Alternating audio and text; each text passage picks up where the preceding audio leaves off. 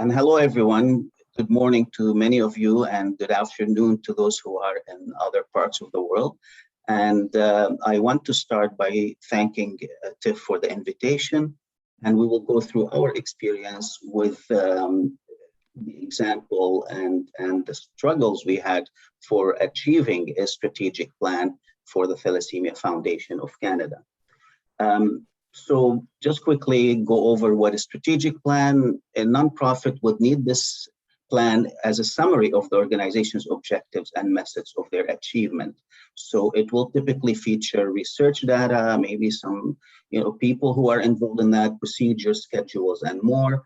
I'm not going to go over a lot of this information because Lily just did, and there's a lot of resources that you can find on that. So I just want to touch on one thing, why we needed to develop a strategic plan, which Lily has talked about. I just want to mention that there's a popular saying that goes, if you don't know where you're going, you'll probably end up somewhere else. So really, it's about finding out direction and having some stewardship and ownership of what you want to do, and identifying existing strengths and weaknesses of your organization, and using your resources to the best meet the needs of your patients and your constituents who are the larger thalassemia community. So there are usually typically 5 phases: the planning, the understanding, the context, agreeing on purpose and direction, and moving from vision to action, and monitoring progress. Quickly, here in Canada, we have an estimated number of 1,200 patients. 600 of them are beta thalassemia major, transfusion dependent patients, and there's about 600 others that include non-transfusion dependent and that have other mutations. We have, these are living all across the country. It's a population of 38 million and a very, very large geographical area. So the foundation started back in the 1980s as a peer support group, and then over the years became a national association serving the patients across the country. Our mission is to support and fund thalassemia scientific research, treatment, patient services, public awareness, and education. We are 13 board members plus some regional representatives, and we are supported by 2 honorary board members, medical advisory board, and other volunteers. Our work is 100% volunteer. We have no paid staff, and we are an independent organization. We get funding through public donors, for most of our history, and very little industry support. Our goals are to provide patients with accurate current information on thalassemia research and treatment, help patients navigate through the healthcare system while providing beneficial resources and support services to the thalassemia community. Further research and innovations in thalassemia treatment and care. So we try to do these. I know these goals are probably different for each organization depending on their unique situation and their country and the struggles the challenges that face the patients they are trying to serve. So why did we need an action plan? Well, we have been having some hard time in developing a strategic plan because it's been quite a challenge. It's quite a tough exercise to go through.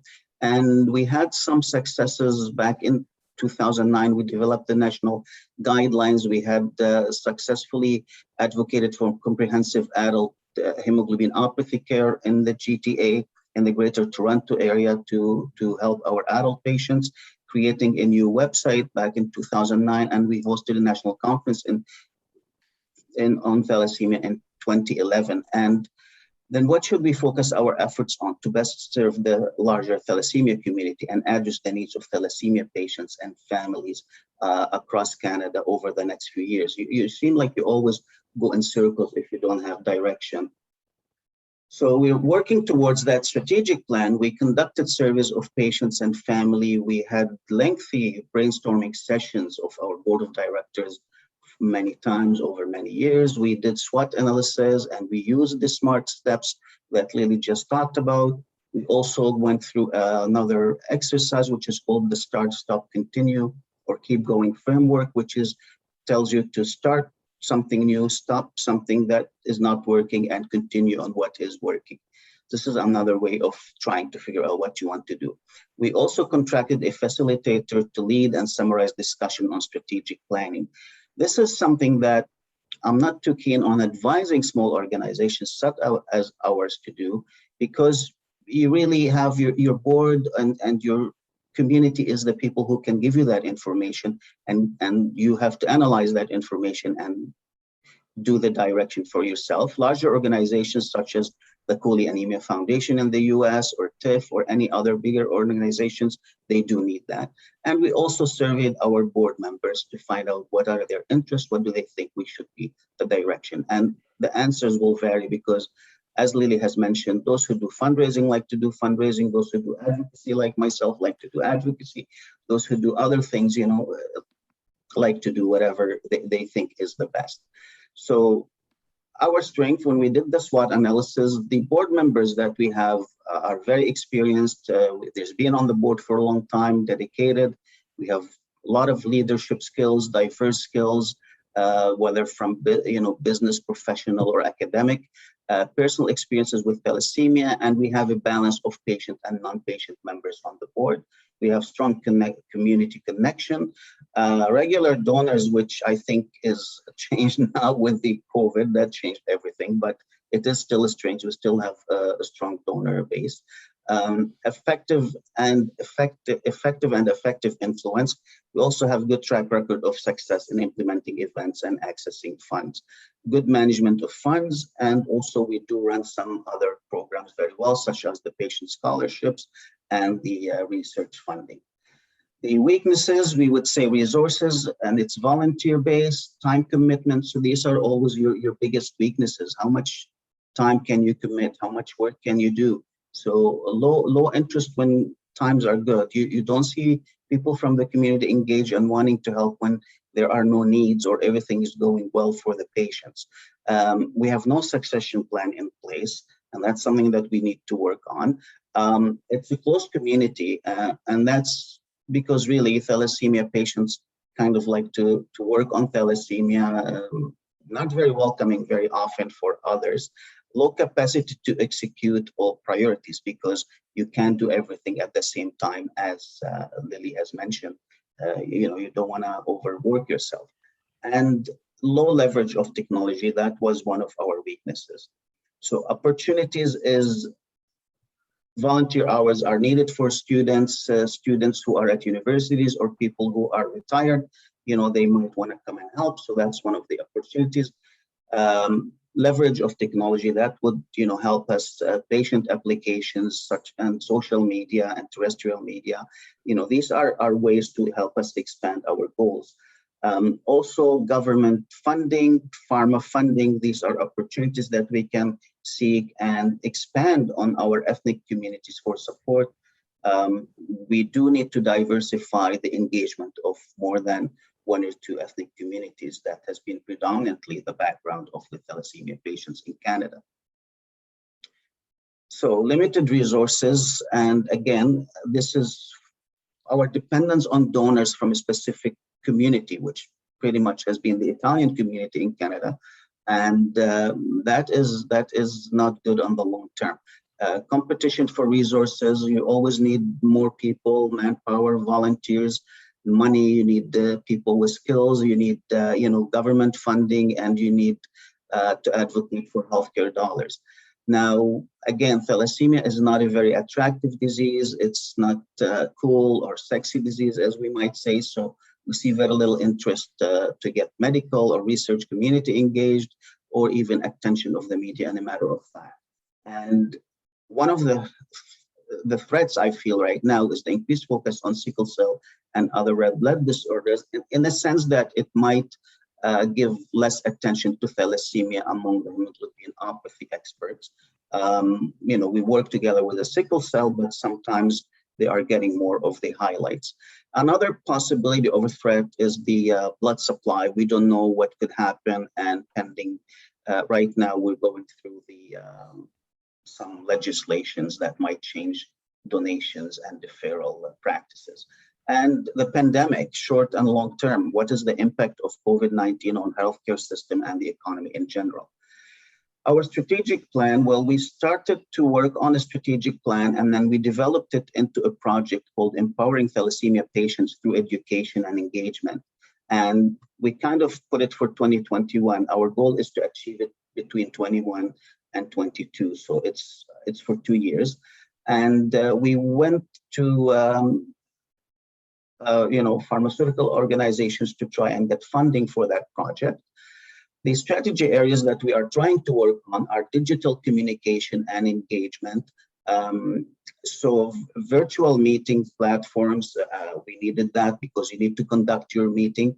Modernize our website, we need to update it, we need social media upgrade, and we need to develop, we are thinking of developing a TFC app. That's something that we will do probably by next year.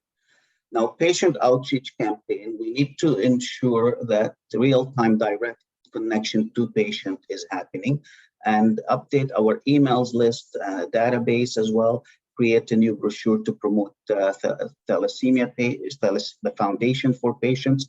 Our current brochure is only for people who want to know about thalassemia and for people who, we seek their donation. We need something that's more specific for the patients and the parents. And also we will be looking at creating a poster to promote the foundation for display at clinics across Canada to connect better with patients who are in smaller clinics. Collect patient input through survey. We also need to be engaged with our patients in a very meaningful way. The other part of the strategy, of course, is fundraising, and that should be actually highlighted even more probably in the next couple of years. Right now, we are trying to work on, funding proposals through corporate donors and industry partners wherever we can fit, possibly with government resources. We also try to do virtual walks and other marathon events to try and help fundraising. COVID have really put a stressor on that, a major hindrance. And online fundraising campaigns, we are trying to implement new ideas for fundraising. The strategy area number 4 is advocacy through collaborations and partnership.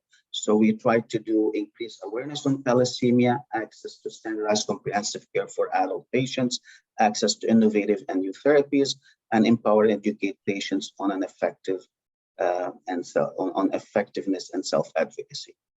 So the goals of our project, which we called Empowering Thalassemia Patients Through Education Engagement 2021-2022, is provide thalassemia patients and families at all stages of life with education and related treatment. So basically, we want to inform the patients and update them on the thalassemia and related treatment so they can maximize the benefits for their quality of life. Also, we want to engage patients and families on a continuous basis and support dialogue to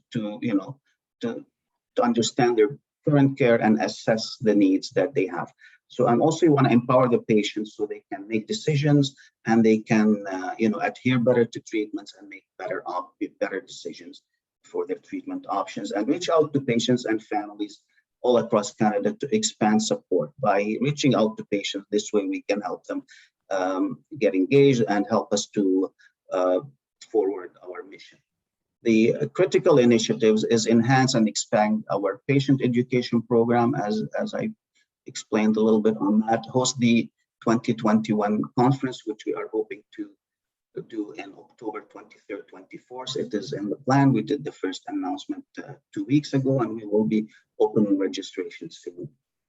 Strengthen the outreach and engagement capabilities, and also conduct the thalassemia awareness and education campaigns. So we also thinking once we do the conference, we will continue with other series of educational sessions throughout the country, either specific to some of the centers or to specific topics. And we have done some of that over the last year or so, especially during COVID. Before I conclude, I want to acknowledge appreciation to the Board of Directors for Thalassemia Foundation of Canada, because they have been really working hard and they have participated on supporting this mission and the strategic plan, and we worked on it for many years. And I specifically want to thank Josie Serna, Andre Oliveira, and Betsy Calabria, who has worked a lot with me on that. And thank you very much. Hopefully we can have a discussion on this matter and be happy to answer questions.